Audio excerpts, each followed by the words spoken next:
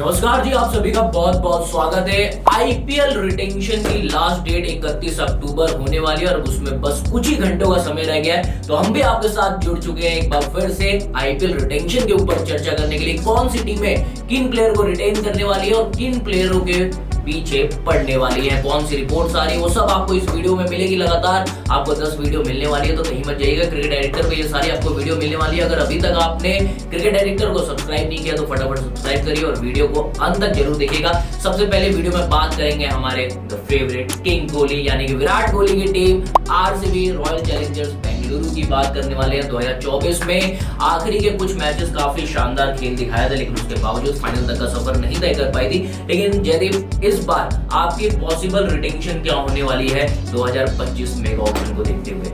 देखिए, जिस तरह के आरसीबी ने डिसीजंस लिए हैं उस हिसाब से अगर हम सोचे तो हम भले जो भी प्रेडिक्शन कर दें, उनका मैनेजमेंट क्या decision at the end of the day लेता है ये बता पाना बहुत मुश्किल है। लेकिन फिर भी अगर प्रैक्टिकली बात करें, आरसीबी किन किन प्लेयर्स पे दांव खेल सकती है and at the same time उनको अपना पर्स भी बचा के रखना है ताकि वो दूसरे प्लेयर्स को भी लेकर के आ सके जिन प्लेयर्स की कमी वो पिछले कुछ सालों से महसूस कर रहे हैं। तो मुझे लगता है कि आरसीबी दांव खेल सकती है डेफिनेटली विराट कोहली पर। फर्स्ट रिटेंशन होने चाहिए और आने वाले कई सालों तक भी वो फर्स्ट रिटेंशन ही होंगे, इस बात में कोई डाउट नहीं है। सेकंड रिटेंशन इस बार मुझे लगता है द मोस्ट डिजर्विंग गाय हमारे डीएसपी सिराज साहब, जिनके नाम के साथ डीएसपी लगता है, विविन लगता है, डीएसपी लगता है, डिलन लगता है, विवियन लगता है और भी बहुत कुछ लगता है यार। मोहम्मद सिराज साहब, मियां भाई सेकंड रिटेंशन आरसीबी के हो सकते हैं। और थर्ड रिटेंशन एक बार फिर से मैं एक बॉलर को ही करना चाहूंगा, क्योंकि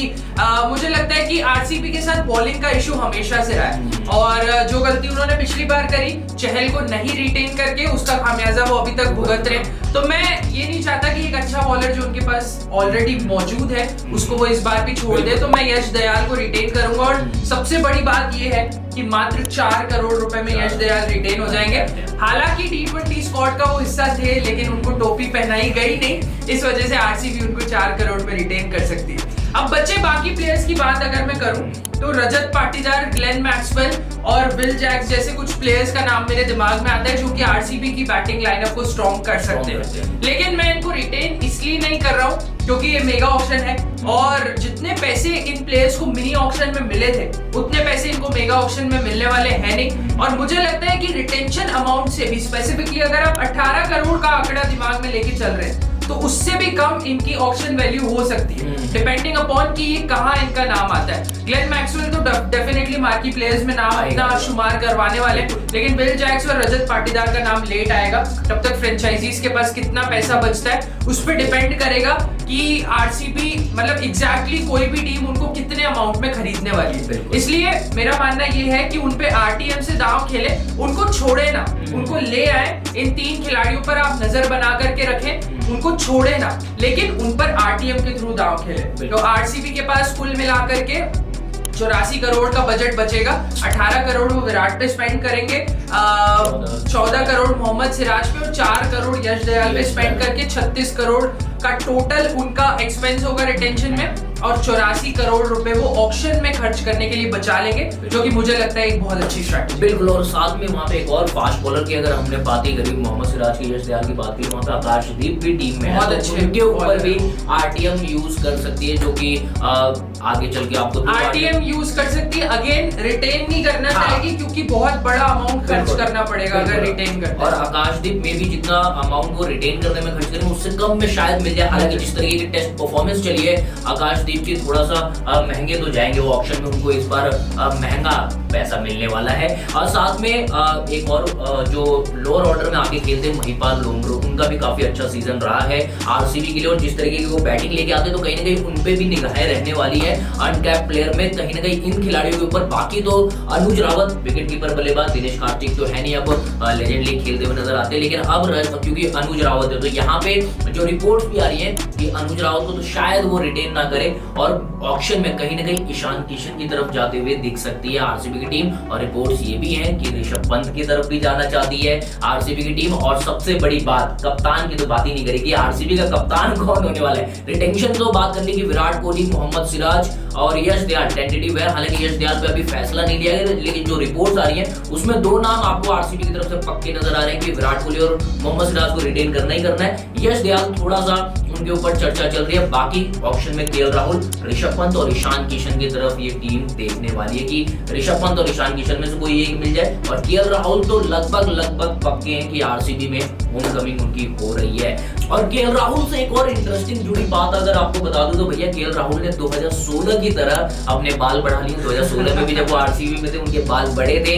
यहाँ तक कि दिनेश कार्तिक जो कि फॉर्मर आरसीबी प्लेयर रह चुके हैं, उन्होंने भी कहा कि भैया आरसीबी की तरफ ही जा रहे हैं। फिर आरसीबी ने हाल ही में एक पोस्ट करा था विराट कोहली और केएल राहुल के साथ में बैटिंग करते हुए।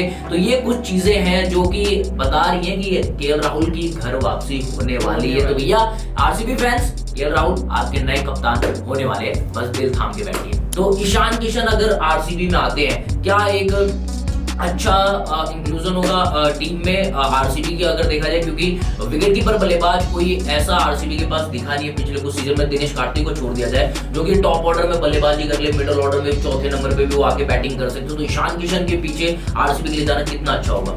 बहुत अच्छा होगा ईशान किशन अगर आरसीबी में आ जाते हैं तो, क्योंकि ईशान किशन जिस तरह के एक्सप्लोसिव बैट्समैन है, जिस तरह की स्किल्स वो लेकर के आते हैं, प्लस छोटा ग्राउंड चिन्ना स्वामी का, वहां पर उनके जो बैकएंड से शॉट्स निकलते हैं उनको रोकना बहुत मुश्किल हो जाएगा। और साथ ही विराट कोहली के साथ जो ओपनिंग करते हुए हमको प्लेयर नजर आ सकता है वो भी ईशान किशन हो सकता है। आरसीबी ने बहुत सारे ऑप्शंस ट्राई किए पिछले कुछ समय में।